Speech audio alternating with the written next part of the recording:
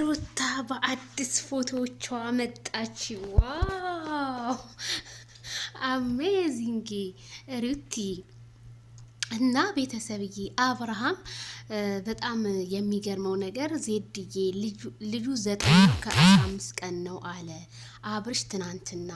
በነገራችን ላይ የ9 ወር ልጅ በ9 ወር አይደል እንደሚወለደው 15 ቀንም ተጨመረ እና እንዴ በ10 ወር ይወለዳል እንዴ? እኔ ምን አውቃለሁ ብለሽ ነው ነጽዬ? በጣም እኮ ነው የሚገርመው። አብርሃም ልጁ ከሩታ ሆድ መቼ እንደሚወጣ ስለጨነቀው እኮ ነው። ለካ ቀኑንም ይቆጥራል እንዴ? ኦ አይዞ አብርሃም፣ አንድ ቀን ትስማለህ ልጅህን ማለት ነው። እና በጣም ገራሚ ነው።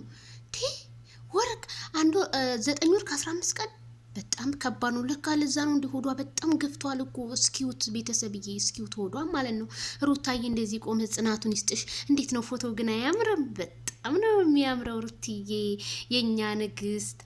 ቤተሰቦቿ ጋር ስትሆን በነገራችን ላይ ውበቱን ደፍቶባታል። ምንም ቢሆን የእናት ቤት የእናት ቤት የእናት ጉርሻ የእናት አረ ሁሉ ነገር እንደው የእናት ቤት እኮ ስታሸት ሁሉ ነገር እንትን ይላልና በጣም ነው ደስ የሚለው።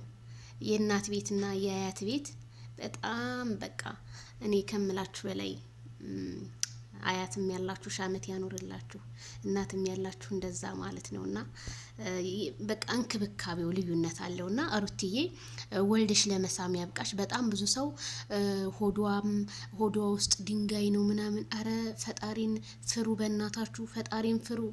ወላሂ ሙስሊም ክርስቲያኑ ፈጣሪያችሁን ልፈሩ ይገባል። በቃ ልጅቷ በአልትራሳውንድ እንዳሳየቻችሁ ከዚህ በላይ ምን አለ? የአጥሮፍ አትስማሽ ተብሎ ስንቴ ፕሮግራም ተከበረላት።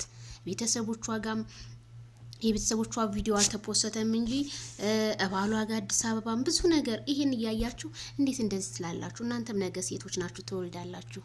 ሴት ልጅ ሆኖ ሴት ልጅ አይተርብም። ሴት ልጅ ማለት እናት ናት። ሴት ልጅ ማለት እህት ናት። ሴት ልጅ ማለት ሚስት ናት። ሴት ልጅ ማለት የቤት ኃላፊነት የምትቀበል ናት።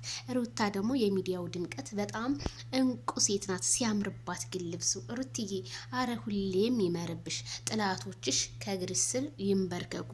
አብርሃም ደግሞ አይዞ። እንግዲህ አብርሃም ትናንትና ይቅርታ ብሏል። ሁለተኛ ከሄርሜላ ጋር ቪዲዮ የሚሰራ አይመስለኝም። ለምን እንደሆነ ታውቃላችሁ? በጣም ሩታ ጥለውት ስለሄደች ልቡ ተሰብሮ አጎንብሶ ሲያለቅስ ነበረ። እና እስኪ ሰላማችሁ ይብዛ። ለማንኛውም ላይክ አድርጉ።